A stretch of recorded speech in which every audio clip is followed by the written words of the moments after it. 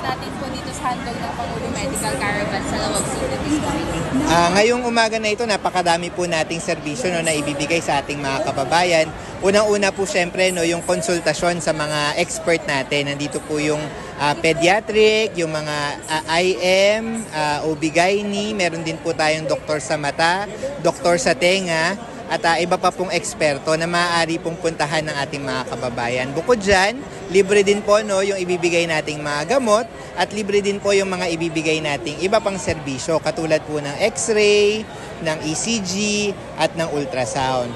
Bukod po dun sa mga general consultation natin, meron din po tayong binibigay na screening po no, para po sa iba't ibang sakit katulad po ng HIV, ng TB, breast cancer at iba pa pong klase ng sakit no.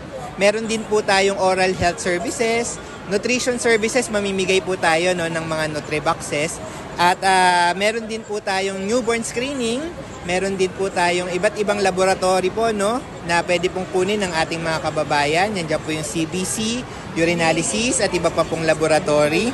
At of course, nandyan din po no yung ating wellness center. So hindi lang po pang pang sakit, yung buong katawan po talaga yung inaalagaan natin. So nandiyan po yung libreng haircut, acupuncture, pedicure, manicure, at hindi po mawawala yung atin pong minor OR, yung mga minor operation po natin no para sa ating mga kababayan.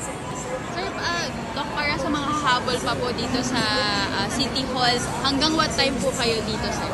Actually, bukas po ito no buong araw. So hanggat meron pong dumarating na pasyente, maaari po namin kayong serbisyuhan. So doon po sa mga malalapit lamang po no, kahit na yung mga malalayo po dito po sa Lawag City Hall, maaari po kayong pumunta para po makakuha ng mga libreng serbisyo handog po ng Pangulo. May target po ba tayo na beneficiaries?